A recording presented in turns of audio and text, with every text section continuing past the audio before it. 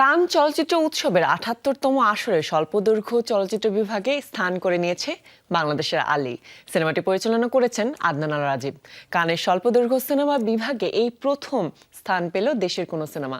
এদিকে এই উৎসবে জায়গা পাওয়ায় আলী টিমের সদস্যদের শুভকামনা জানিয়েছে সংস্কৃতি মন্ত্রণালয়। পাশাপাশি উৎসবে তাদের কান যাত্রায় সহায়তা করার ঘোষণাও দিয়েছেন।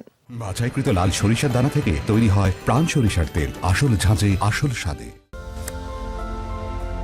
কানের অফিসিয়াল সিলেকশনে স্বল্পদৈর্ঘ্য সিনেমা বিভাগে বাংলাদেশের কোনো সিনেমার জায়গা পাওয়া এই প্রথম। পৃথিবীর বিভিন্ন সিনেমার সঙ্গে আলী লড়বে পাম ডি অর বা স্বর্ণ পামের জন্য।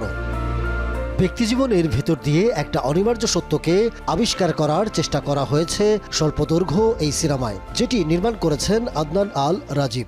এমন কিছু বেচতে চাই না, মানে I want to create a story যেটা আসলে it gives a certain kind of emotion or message, যেটা খুব important for Bangladesh to stand tall. এদিকে কান উৎসবে জায়গা পাওয়ার পর সংস্কৃতি মন্ত্রণালয়ের ডাক পায় টিম আলী।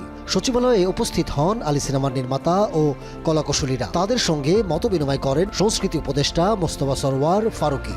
জানান কান উৎসবে আলীর যে টিম যাবে সংস্কৃতি মন্ত্রণালয় সহায়তা করবে তাদের। ধন্যবাদের পাশে কিছু কাজ আমরা করতে চাই, যেটা আলীকে দিয়ে এই কাজটা শুরু হলো। আলীর যে টিম যাবে কান ফিল্ম ফেস্টিভ্যালে, তাদেরকে আমাদের সংস্কৃতি মন্ত্রণালয়ের পক্ষ থেকে তাদের ঢাকা, প্যারিস, নিস যাওয়া এবং আসার জন্য এয়ার ফেয়ারটা সংস্কৃতি মন্ত্রণালয় বহন করবে। বাংলাদেশের সংস্কৃতি পৃথিবীর যে কোনো দেশে আমাদের ইমেজ যদি বৃদ্ধি করে, এরকম যে কোনো কাজে সংস্কৃতি মন্ত্রণালয় পাশে থাকবে। আলীর পরিচালক জানান, ভালো কাজের সঙ্গে সরকারের এমন সম্পৃক্ততা ভবিষ্যতের জন্য ইতিবাচক।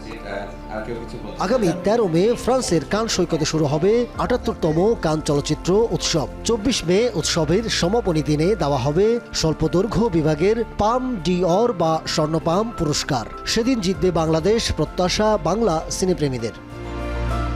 Ahmed Taukir, showbiz tonight.